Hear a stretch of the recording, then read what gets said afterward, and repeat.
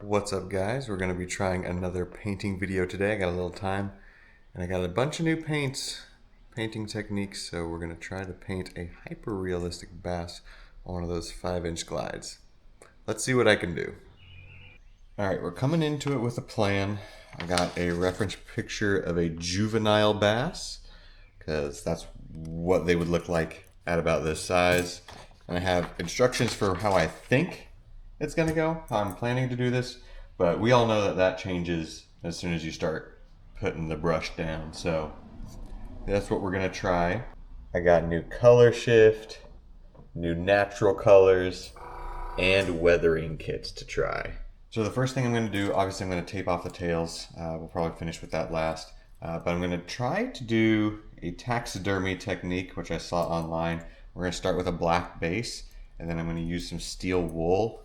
Here it is, steel wool to rub it off, giving the texture of the bait itself a realistic look. Like you can see in the reference picture, there's like black in between the scales. So instead of just doing like a netting that you see all other custom bait makers do, I'm gonna try taxidermy technique. Let's go.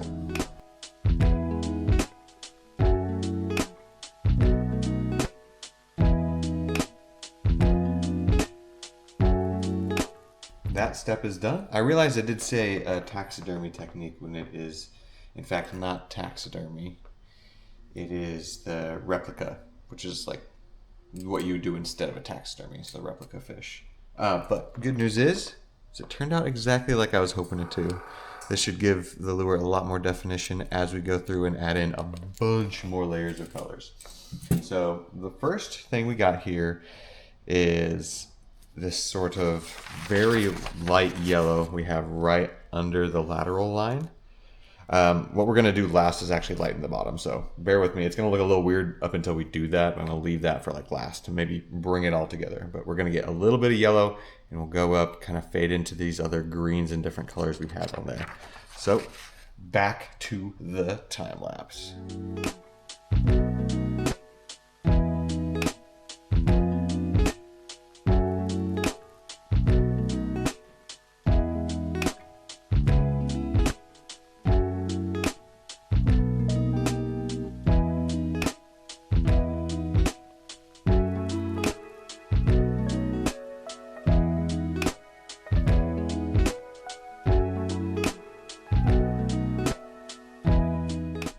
All right, I have to take a minute and pause just because of how well that step went.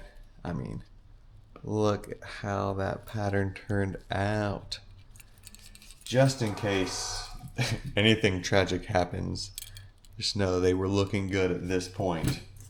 And each pattern is a little bit different. As you see, I make my own stencils. I'm really proud of making my own stencils and not using the same stuff that everyone else has used online. So that one turned out great. This one probably could do okay for the lateral line, but it's not exactly what I want. So I'm actually gonna make myself even a new stencil right now before we get going, just to make sure that this next pattern is perfect and that this lure is perfect. Yeah.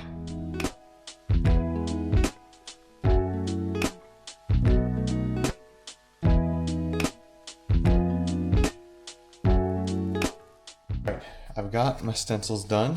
I made two, mostly because I messed up on the first one. This one's a little bit exaggerated. If I had a bigger blank I was working with, this might be a cooler design, but I had to settle it down a little bit, test it out. I think this is the one we want to go to.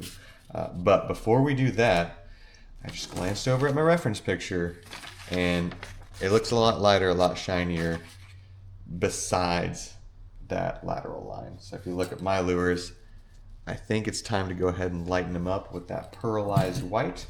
Get the belly nice and shiny. And that way, if it bleeds over into some of that green area that I have going on, that's okay, because I do need that a little bit lighter.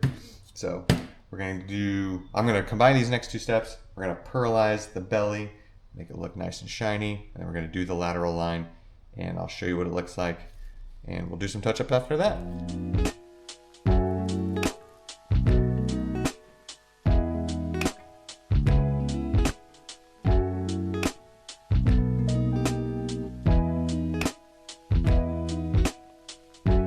Had a couple moments in that last session The pearlized white did not want to cooperate that well, so it wanted me to spray real big. So it got a little bit of overspray on it, but I think it did actually just fine.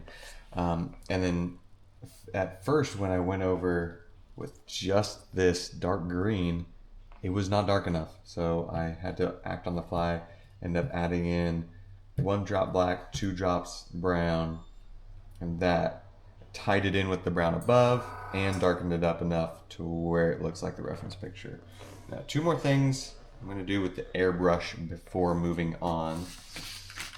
If you look at the reference picture, a very yellow fin here. So I'm going to mix some probably yellow and white, maybe even some of that sand that we used from before.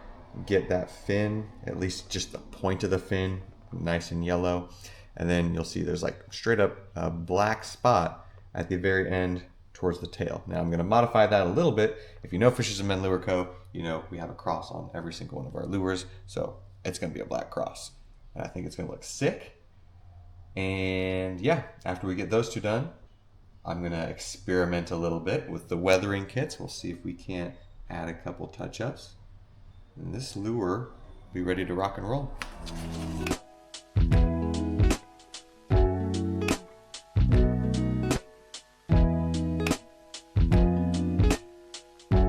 Alright, I think these look just about perfect, but we're going to experiment a little bit from here. I'm going to try a little bit one of these weathering sets. I don't know how it's going to react, like at all, or how it's going to sit on the lure. I don't know, so I'm a little nervous, especially with how good these turned out. Oh, there's Japanese instructions, I believe. Anyways, we don't need those. I want to try this burnt red here and just apply it to the very tip of that fin. You can see there's a little bit of red there. There sure is. So it comes with this little brush thing. We use this point on it.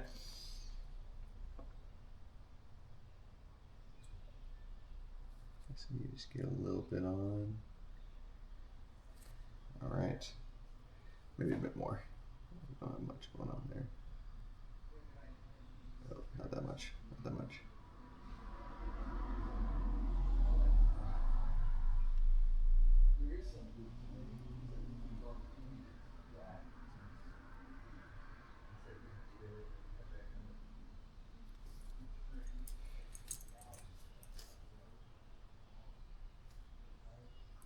All right, turns out that is going to be good enough. I got it touched up on the rest of them, just a little fleck of orange there.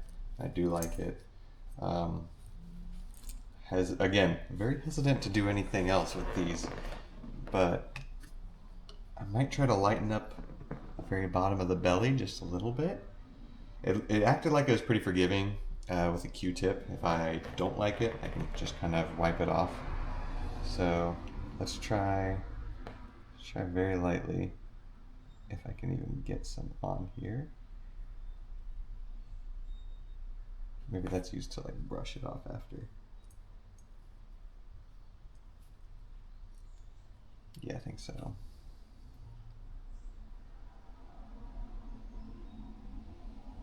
If I do this, nice and white.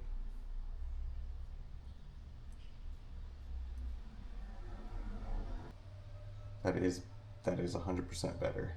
100%. I probably should have went over it with just regular white on the airbrush first. But it's good to know you can touch it up after the fact. Let me get the rest of these done. For the final step, we're going to put on the golden eyes. It'd be cool if I had some golden look down eyes that big, but I don't. These look completely real enough for my taste, so I am absolutely terrible at putting on eyes. This is my least favorite part, I think. So I'm going to time lapses for sure. We'll get these eyes on. Then after that, I'm going to put a mid coat on because of all of the weathering kit stuff. I don't want it to rub off on just the regular 2-ton epoxy. So mid coat, 2-ton epoxy, and you will see the final result.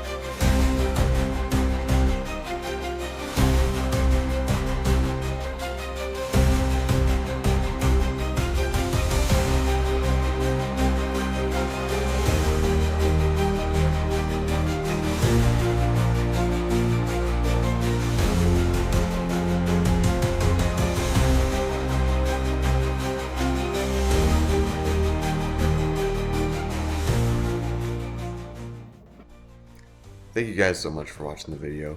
These will be up posted on my website, fishersofmen.shop.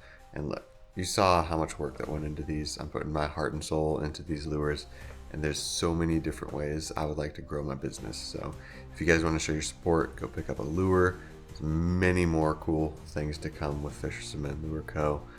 So many more exciting things, so many different ways we can share the word of God just through fishing. So love what we're building here. And yeah, stay tuned. The next hyper realistic starts now.